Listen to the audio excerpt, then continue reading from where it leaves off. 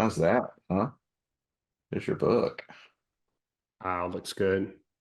Very cool. Have Cool. they sent you any hard copies yet? No, I talked to Zondervan yesterday, and we got the details figured out with was it 8 Day Books, Yeah, and they're going to be coming for all three events and selling a bunch of books. So that's good. they Uh, are so awesome. I mean, it is like the platonic ideal of a Christian bookstore to go to it in Wichita. I mean, you think that you walk in there and you spend about 10 minutes and you think, I'm going to see Tolkien or Lewis sitting in the corner reading. But they also bring wherever they go just the most incredible selection of books, prayer books, stuff that you'd only heard about and you didn't know that you could ever find a copy of it. It'll be there. They're amazing. yeah, that's what somebody told me yesterday. They're like, you be prepared to spend 200 or 300 bucks. Oh, Um, yeah. Yeah, it's not a joke. all right, well, let's get started. Let's see. I'll edit and cut and post production this, but I'll just do a little simple introduction and then talk about your book a little bit, and then talk about Kingsnorth. Okay.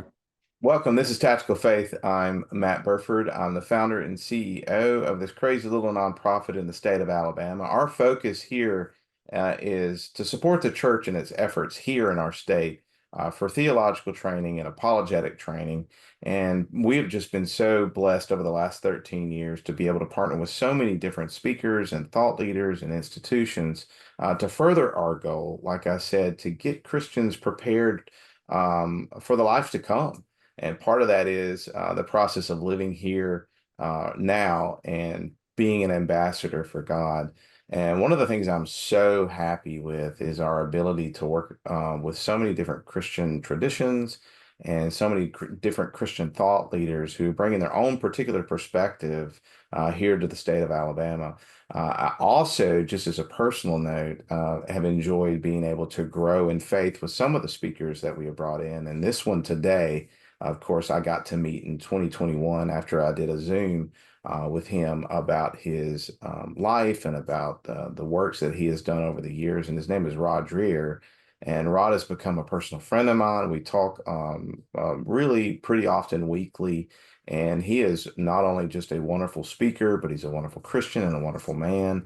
And his efforts over the last 10 to 15 years, if not longer, has been to get Christians and anybody to think about the most important, significant things that are going on in our times. And not only that, he had just, if you subscribe to his Substack or have read any of his books, you know he has this wide breadth of knowledge when it comes to the things that he talks about. So he knows what he's doing. He's researched it and he's processed it and he's reflected on it. And that showcases through his books and his essays and his reports on things. And we are blessed also in the next month from when this is recorded to bring Rod back into Birmingham for the second time for the Tactical Faith to partner with a couple of speakers. But what's really fantastic is we get to be here for the debut of his new work. So, Rod, thank you so much for coming on. And let's just dive right in. I'm going to give you a question. Why this book? This book is called Living in Wonder.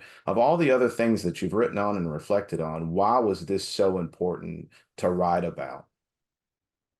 Well, Matt, wonder, which is another word for awe, that is where true faith is born, in that experience of wonder, of awe, in the presence of God. In my own case, I had been raised in Louisiana in a sort of nominal Methodism. My parents didn't go to church that often, and by the time I got to be a teenager, I just thought Christianity was not for me. It was for simple people, because the only thing I saw in my own family's religious life was just church was something you did on Easter and Christmas. It was just sort of there for psychological comfort and there for to sort of order things socially.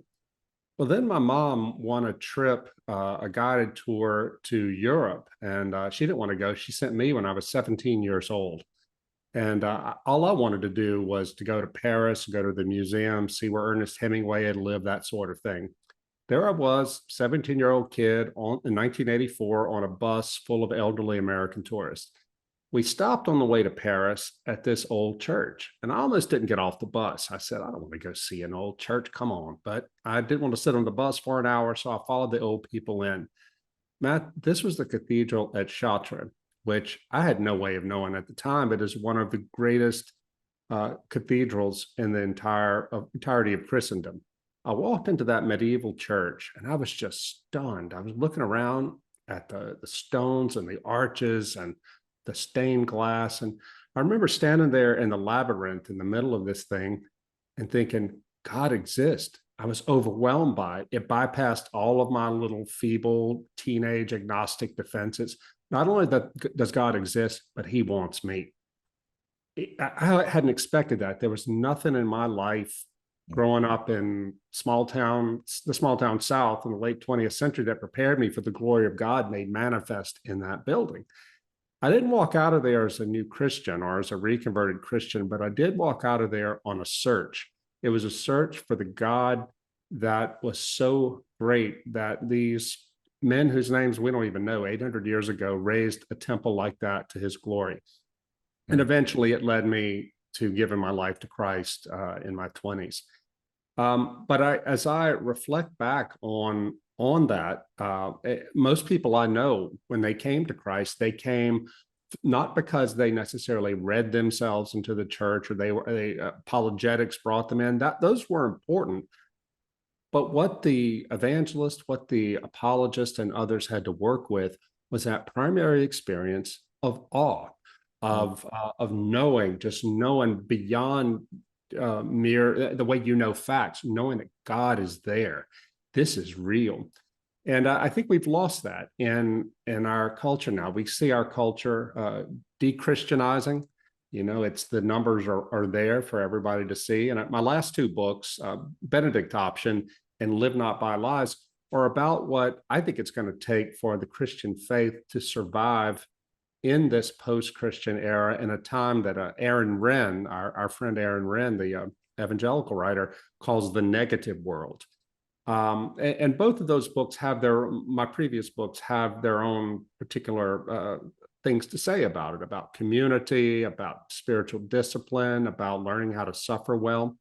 But this new book, Living in Wonder, it sort of completes them because it speaks to the core experience of religious faith, which is how to live so that God is viscerally present to you.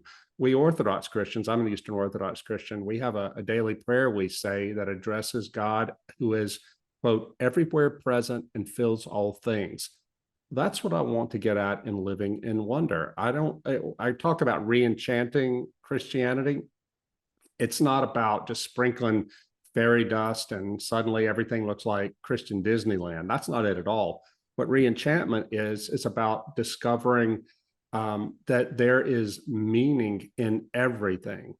Everything. God is present everywhere, and there is nothing that happens without meaning. And it's not like you're adding something to things that are already there, but rather you're learning how to see what is already fully present. We can get into what that means in more detail, but I end the book with a quote from this Catholic priest, Karl Rahner, who said that, you know, he said sometime in the 20th century, in the future, the Christian will have to be a mystic, meaning someone to whom something mysterious has happened, or he won't be anything at all. That's what this book is about. And it's not a book just for Orthodox or Catholics or Protestants. It's a book for all Christians who are on the way, who want to have a closer relationship with God and want to know how they can do that, a more enchanted relationship, if you will. So that's interesting. So I get the pleasure of teaching at Samford University, which is a historically Baptist institution here in Birmingham. And I get to teach in the area of what they call core text, which is introducing to many of these freshman students what we would consider kind of the conversations of the Western tradition. And we go all the way back to Homer. And then we, you know, through 2 semesters, we get to the modern era.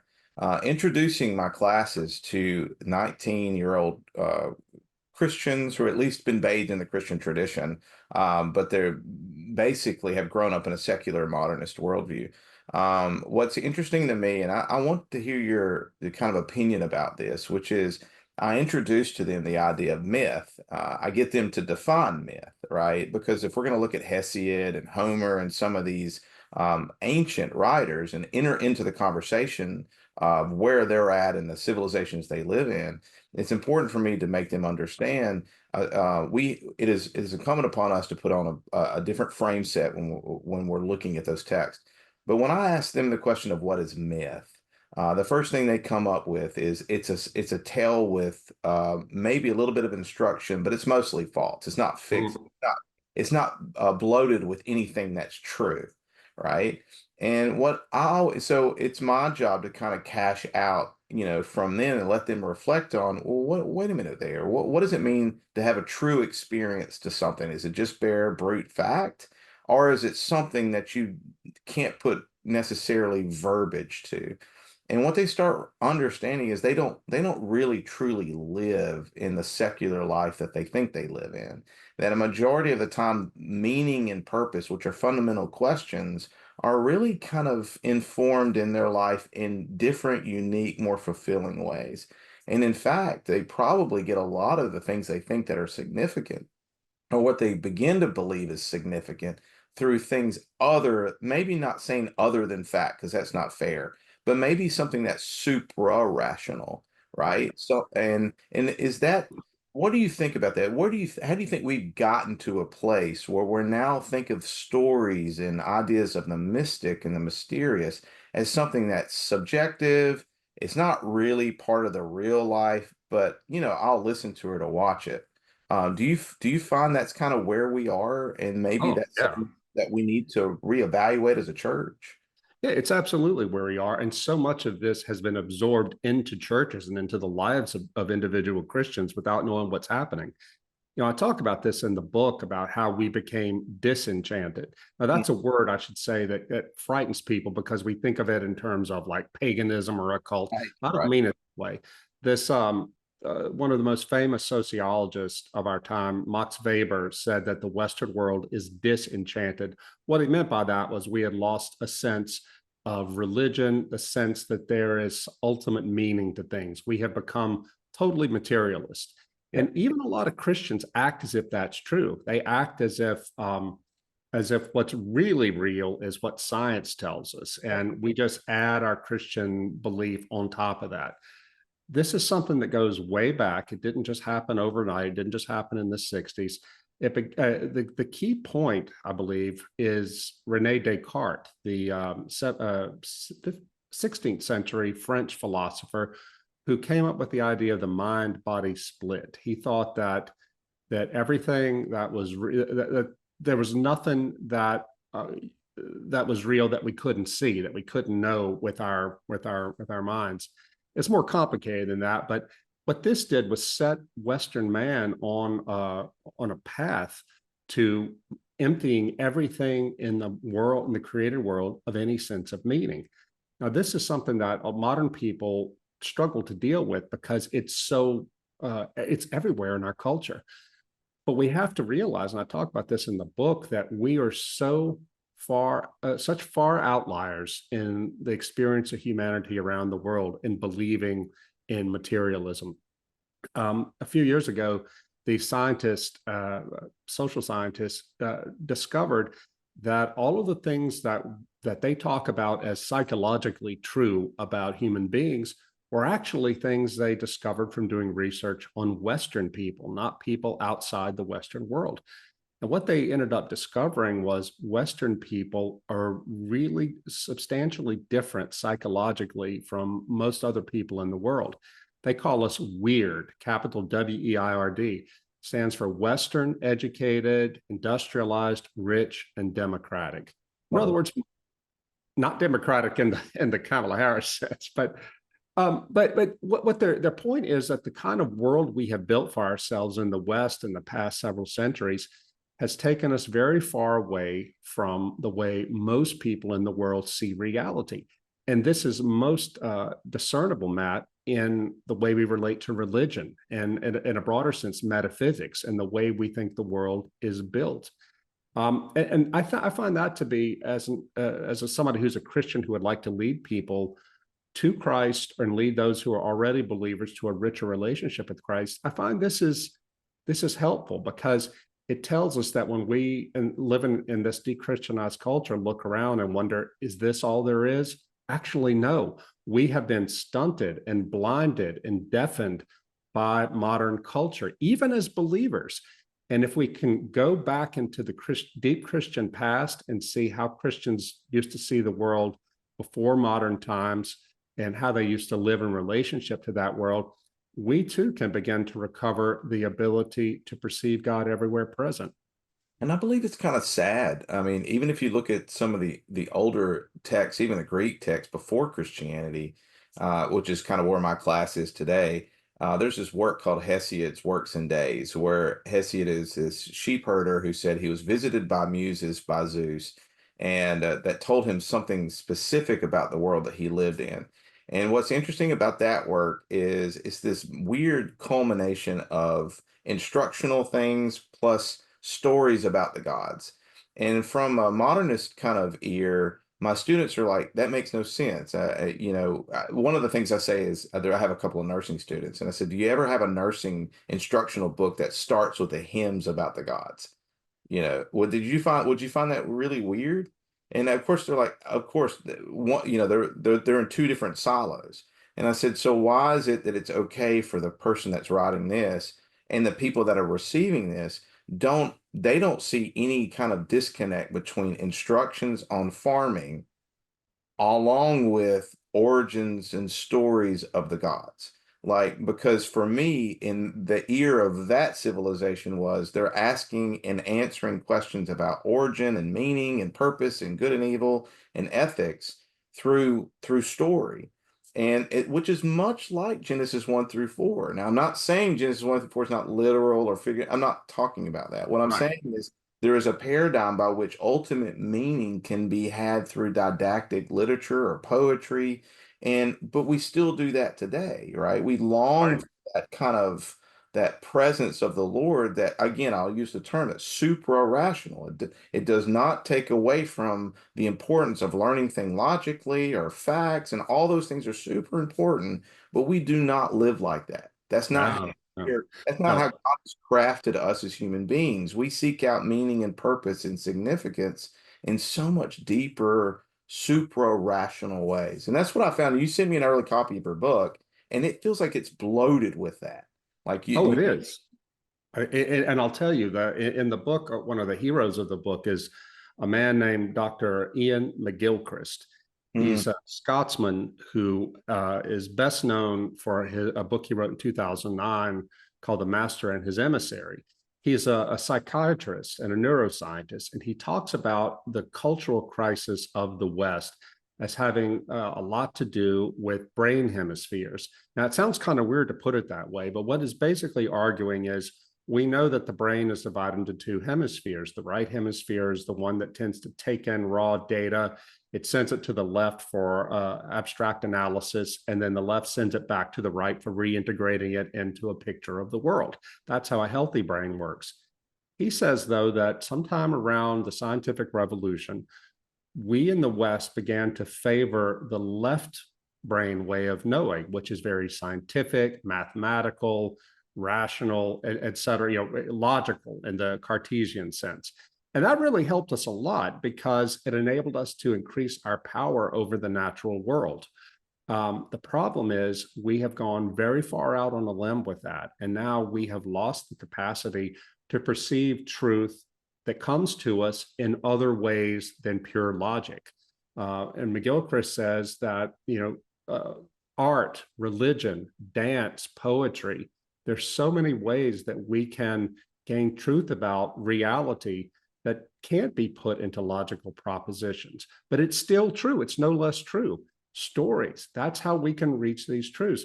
What McGilchrist says is if we in the West don't find a way to seek more balance, not get rid of the left brain way of knowing, but to balance it with the right brain way of knowing, then we're done as a culture. And I see this also in the church. I remember when I was working on the Benedict option about 8 or 9 years ago, I talked to this guy, Christian Smith. He is one of the top sociologists of religion in the US, and his specialty is the religion of American young people. He's the guy who came up with this phrase a lot of people have heard, moralistic therapeutic deism, which he says is the pseudo Christianity that is the actual belief of most young people. And I remember asking him at the end of the interview, how are we going to rescue the young from atheism or from this pseudo Christianity and bring them back to the faith? He said, honestly, I don't know, but we're not going to do it through moralism. And he went on to say that we're not going to do it through logical apologetics by arguing people back into the faith. That just doesn't work anymore. Well, I think he's right. And living in wonder is my response to that as a believer, which is to tell them, to get people to wake up to the presence of God everywhere and the other ways, the alternative ways, the valid ways of coming to establish a relationship with him. And this is not just a book of theory, Matt. I talk in the book about what, for example, this anthropologist at Stanford, Tanya Luhrmann, what she learned from studying Christian communities and non-Christian communities about how to make God feel real. She's an anthropologist. She doesn't take a view on whether God really exists or not. I, of course, believe he does. But there are things they do and things they don't do that can sort of hone your eyesight, hone your spiritual ears to hearing the voice of God. And that's the sort of thing I talk about in the book, too. It's not just a book of theory. It's a book that gives people practical things that they can do right now to make themselves more sensitive to God, the reality of God's presence. So what we've decided to do, Tactical Faith, in our conversation with you, and we've known that this book was coming along for a while now, is we've set up a weekend here in Birmingham in October where we're bringing in a guest or two for you to kind of talk to and reflect with, along with this idea of wonder. And one of those speakers is Paul Kingsnorth, who might not be known like popularly with a lot of people, but when you were the first one to kind of put him on my radar, and I still don't quite know what to do with him. He's a lovely man to deal with, and I've had the pleasure of being able to communicate with him over the last couple of months as we organize this conference. But tell somebody a little bit about Paul Kingsnorth and his ideas of resisting the machine, and maybe a little bit of his background that you know of. And I think he really dovetails really well into your book and some of the ideas of wonder, because he's calling out Christians too, as a relatively new convert Yeah. to the faith. And even to the way he's got into, he has introduced himself to the Christian faith is more in line with what you're talking about, which is he's not denying the left brain, but he's encountering God in a different kind of way. So, who is Paul Kingsnorth, and why do you think why do you think he's so important? His voice is so important to the Christian church right now. Yeah, in fact, in Living in Wonder, I identify him as a new prophet who has risen, to help us bring us back to the faith, to help us understand how we can return in a powerful way to the Lord. Paul is an Englishman in his 50s, very tall guy.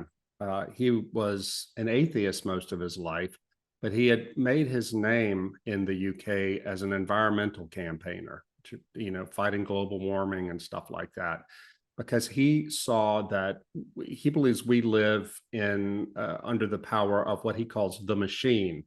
And it is a term he uses to describe this sort of mechanical way of seeing the world, where the only value anything in the natural world or in life itself has is if it can serve human will. And it's a very broad critique, but a penetrating one. And I'll have to let him explain it. But it's a lot of people who aren't even Christians can recognize what he's talking about. And he says that this is crushing what is human in us, this machine, and it's just going on and on and on, and we're letting it into our lives. He's not talking about like a bulldozer, but he's talking about a technocratic way of seeing the world and living in the world. But Paul reached out to me 3 or 4 years ago because I praised his books. I mean, he used to be a pagan for a short time, an actual worshiping pagan. I remember reading one of his essays about going into a dark Paleolithic cave to look at cave paintings and thinking, this man is a Christian and doesn't even know it. And he ended up writing me out of the blue because I had said something good about his work. And he said, I got to tell you, I feel like I'm being called to Jesus and I don't know what to do. I've not been raised with it. What should I read? Who should I talk to? And I gave him some advice. And he was later baptized into the Eastern Orthodox Church because the same church I'm part of. And I knew it would be orthodoxy because orthodoxy, almost better than any other Christian communion, has that sort of deep mythological and mystical sense at the heart of its worship and the way it sees the world. And I should say, Matt, to go back to what you were talking about, Genesis being a myth, you're saying it in the way I see it, in the same way that Tolkien told Lewis. Lewis famously said when it was a breakthrough that led to his conversion. Lewis thought, oh, Christianity is just a myth like all the others. And Tolkien said, no, Christianity is the myth that's true. Well, that's the sense that I mean, and I think you mean too. We talk about the Christian myth, but we don't, in the contemporary world, we tend to live with Christianity as it is just sort of a series of logical propositions, right? You follow the formula, you say the sinner's prayer, boom. Well, that's just part of it, right? And what Paul Kingsnorth is doing as a new Christian, he is seeing the depth and the richness of the long Christian tradition going back to the early church. And he wants to bring that to people and introduce people to that. He's going to be a big name in America, too. He's working on a book that's going to be published in America. And he's just such a powerful speaker, very charismatic. And he sees so deeply into things. I mean, it was a real blow to the devil when Paul Kingsnorth accepted Christ. And I can't wait for the folks in Alabama to meet him too. He told me too that he's excited to be coming to Alabama because he grew up on the Dukes of Hazzard. I said, well, that's Georgia, but it's the South. It's the South. Yeah, it's close. Yeah, and we have shoes too. I don't know if he knows that we wear shoes, and we have dentists here as well. So I should say one other thing, Matt. I want to add for the listeners. When I was working on this book, I was in Oxford in England, and I met this young man, 27-year-old man named Daniel Kim. I write about this in the book. Daniel is Korean, but he grew up in London. He's thoroughly British. And he's studying, he was at seminary at Oxford, studying to be an Anglican priest. He's an evangelical. He said, listen, I know you're working on this book, and I think you need to know something. The new atheism is dead. I'm like, okay. He said, yeah, that's for your generation. My generation doesn't even care about atheism. I said, well, that's interesting. Can you give me an example of what you're talking about? He said, yeah, before I accepted the call to study for the priesthood, I was working in an ad agency in London at a senior level, and I was the only Christian in the office. I said, okay, yeah, that it's London, it's an ad agency. He said, yeah, but nobody else was an atheist there. There were no atheists in the office either. I said, what were they? He said, everybody was involved in some degree or the other with the occult. There were even two open Satanists who described Satanism as learning how to live your fullest human life. And Daniel went on to tell me, he said, this is something that older Christians just really don't have much clue about, but this is huge in my generation. And this is Daniel talking. He said, I know I'm going to have to be dealing with this for the rest of my life as a clergyman. You need to be aware of this, he said to me, because this is the generation you're talking to. We are not going to argue them back into the faith. But this is me putting words in his mouth. What he was saying is we need to show them, as the first generation of evangelists did, that our magic, so to speak, the Christian magic, is more powerful than the enemy's magic. Now, what he's saying there is we need to lean into stories of miracles, true stories of miracles and healings, and that what we call the numinous experience of God, that experience of God that, as you say, is supra-rational, that enchants us, that calls us out of ourselves into communion with the true God, but who is so powerful spiritually.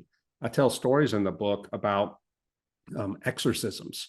about I have a long interview with a young man who was raised suburban evangelical, lost his faith because the pastor could not answer the questions he had. He drifted into the occult, and eventually, as a graduate student in a particular religion program, he fell into a coven and became a demon worshiper. He's now a Christian. He turned his back on all that, but he talks in the book about the pitfalls that led him down this dark path, and the things that he wants not only individual Christians but those who work with the youth to know that they need to be prepared for in this world that has become ever more dark, where Christianity as the norm is receding in society. People can't live in that nihilism forever, and that's why so many of them are running towards the occult, because they want some sense of enchantment, some sense that there is something beyond just what we can see with and encounter with our own senses. We in the church have got to be prepared for that, because it's happening. It's not coming. It's happening now, and it's only going to get worse. Yeah, and so when I go around preaching or speaking in churches, and especially if somebody wants to, I talk about these things called the fundamental questions that we all have to ask. And when I do this presentation, we talk about the questions of origin. Those questions: where do we come from? Right? Every reasonable person in the world is curious about where they come from. When we look at the biblical text, it's Genesis 1 or John 1, but Genesis 1 says, "In the beginning, God." And from a modernist point of view, especially from a Christian point of view in the state of Alabama and our history and where we are, we're more concerned with how many days did God do it? Was it a literal 24 hours, or was it a span of eon? And what I always come back with is, I always say, man, you should have stopped right at the very beginning when it said, "In the beginning, God," full stop. If you don't pause at that and reflect on it, nothing else really matters at this point. Because in the beginning, God, so there's three words there, when we read it in our language: in the beginning, God. If you're not humbled by the fact of what that statement just said, right? In the beginning, the God is the most humbling, miraculous, wonder-filled statement in all of Scripture. And I that's my desire. My desire is to have the care to help people understand, especially Christians, understand that humility and curiosity and wonder, all those things start with knowing that there's a God that loved you, that's a personal God that created everything that you see out of love and respect and mercy and grace. That He created us so that He can condescend to us within a garden, and not the city of Cain, but within a garden. And and my experience with Him is, I want to get back to that and have a relationship with Him. And I feel like your work has had this nice trajectory of warning and getting Christians to the point where, hey, this is the world that we're living in. But Christians, remember, the first part of your relationships is a loving wonder with Yahweh. It's stopping at "in the beginning, God," and creating that sense of childlike wonder. And Yeah, then not to discount the apologetic, enterprise, which I'm a part of. But all the stuff of learning God should be about the same way of learning about a spouse that you love so much that you want to learn everything that there is about her or him, right? To the right. point where facts matter. The facts matter about the story of that person or that thing that you love, but that it does not stop there. That your growth as a Christian moves into this wonderful, deep relationship with God, and it will forever. Because the promise is, after we pass, we go to a new heaven and earth where we walk with Yahweh the way we were supposed to. And so when your book comes out, so we have Paul Kingsnorth.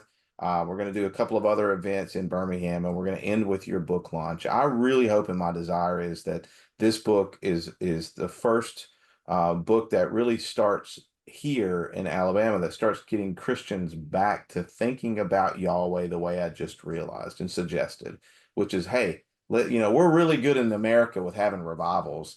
And I'm a Baptist, right? So I cut my teeth on revival. And historically, America has had revivals that have shown some negative things and positive things. But can I just pray, Rod, that this book will become something that starts a revival? that God's Spirit will use it in a mighty way where Christians come back to the fold and get re-energized to go speak about the one that they love. Um, Well, I praise God. I hope that's exactly what happens because, and again, I go back to this is how the Lord has first brought me back to Him as a 17-year-old on that path. And then at every step of the way, when I've fallen into despair, I've been through a spiritually dry period in a desert. The Lord has shown me in a way that is close to miraculous that He is there. I tell the story in the book, Matt, and I dedicate the book to the artist who did this for me. I was in Italy in 2018 at the end of a book tour for the Italian version of the Benedict option. This man walks up to me, an Italian guy, after the talk, and he doesn't speak good English. He tells me, though, he's an artist, he's a Catholic, and he was praying that afternoon in his studio when the Holy Spirit told him to come hear the American talk tonight and to give him this particular engraving that the artist had made. And it was, I looked at it, it was a beautiful engraving of what looked like a knight, a medieval knight, kneeling down in front of a sword and a stone, looking at the sun that had a cross in it, this symbol of God, with a snake coming out of his ear, trying to distract him with the human face to look down to the ground. I thought, this is really weird. Who is this saint? The man said, Saint Galgano. I'm like, never heard of this guy. I won't tell the whole story here, Matt, but you know the story. It's kind of a long one, but I just thanked him for this and took it and got back to my hotel room and looked up this saint. Turns out he's a 12th century Tuscan saint, obscure right now, but he had been a violent man away from the faith. His mother prayed for the Lord to send him the grace to return and repent. And he had miracles that happened to him, but he refused it because he didn't want to do what the Lord was calling him to do, which was put your sword down and come serve me. One mm, day, his horse took him against his will to the top of a bare hill out in the countryside. He had a vision of Jesus and the apostles, and an angel told him, put your sword down and serve the Lord. And Galgano was so stubborn, he said, it would be easier for me to put this sword and this stone right here than to do as you say. He brought the sword down on the rock and it goes in almost up to the hilt. He instantly converted. He lived there the rest of his life. He had not much longer to live, but he became a man of prayer. People would go and he would pray for them. They would be healed, etc. I said, this is really a cool story, but sword and a stone, really? Turns out it's still there. The bishop at the time in the 12th century built a church after he died around the sword and the stone.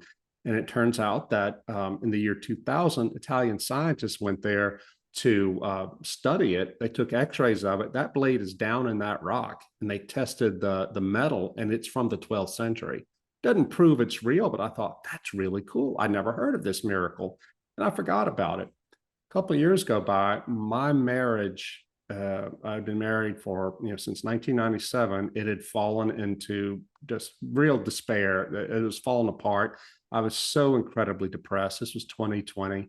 And I finally one night after talking to a priest, I felt good. I was getting back on track. I started watching a movie by some Russian director I was interested in. And it's about a writer. It's a 1983 movie about a writer who was in despair because he was in Italy and he couldn't do his work because he was in such despair, missing his family back in Russia. And I thought, man, that's me. But I'm nostalgic for the happy marriage I had, and I can't do anything about it. And there's this famous scene at the end of a dream sequence where the writer, is in this ruined church, and he's looking at the ground, not up at the glories of God around him in the church. And you hear a voice say to Christ, Lord, please speak to him. He needs to hear you. And Jesus said, if I spoke to him, would he even be able to hear me? She said, well, Lord, show yourself to him. He needs to see you. The Lord says, I show myself to him every day, but he can't see me. I said, man, that is me. That is totally me. When the movie was over, I looked to see where was that filmed. It was in the ruined Abbey Church of St. Galgano, the same saint in that thing that God had given me. And see, it's something like that. Some people might say, what a coincidence. I don't. I know the Lord was speaking to me. And as I got finished writing this book, Matt, I was able to look at that engraving the man gave me, and we've reproduced it in the book with his permission, and to see that the entire message of this book about how to keep your eye on God is there in that engraving. You have an experience of awe. You make a sacrifice. You sacrifice your own will to follow the Lord. You have to keep your eye on the Lord and to resist the temptations, which are thoughts that come out of your head to try to distract you from looking at the Lord and to get you to look at the earth, so to speak. So this is the spirit in which I offer this book, that there is something so much beyond what we see and live in our everyday life. The world is a gift. The world is filled with wonder. The Lord has made it, but there are things that we can do, and not only can do, but we must do if we are going to hold on to it and hold on to that faith in this time of faithlessness and keep ourselves and our families on the right track to the Lord through a time of great turmoil and even persecution. And Live Not by Lies, the last book I wrote, it's about the lessons that Christians who stayed behind in Soviet communism, the lessons they had to tell us for what you need to do to hold on to the faith when you were persecuted. And we believe that persecution is coming. They certainly do. And the main thing they said was you have to learn how to suffer well for Christ.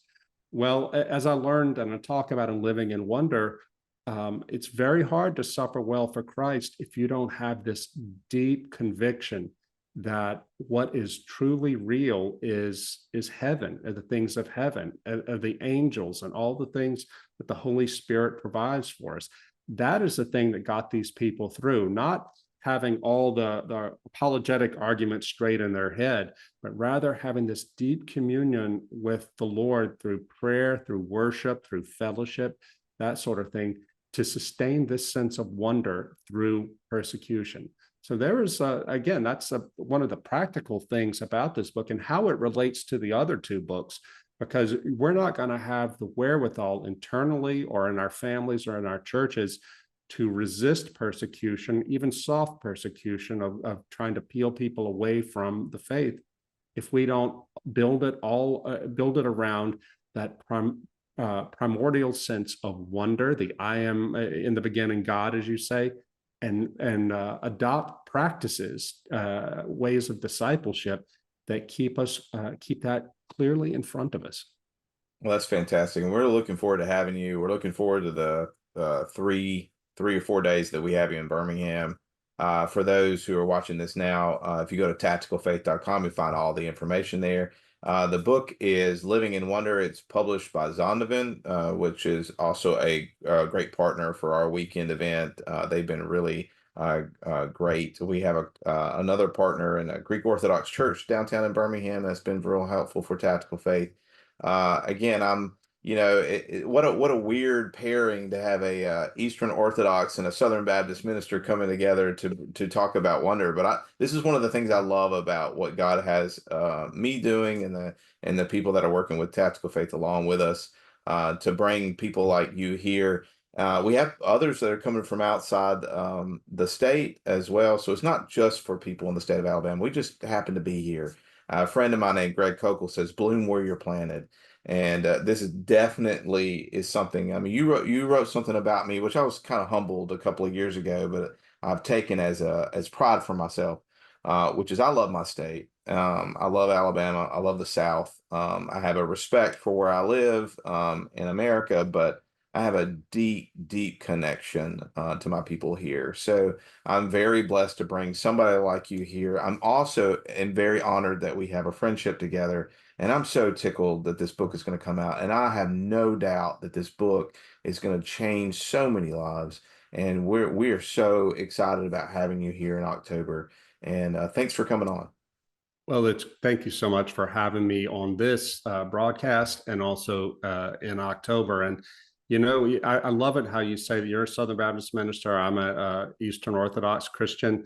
But I think we all realize that we are living in a post-Christian era when we who really seek to follow the Lord, whatever our denominational differences, we need each other.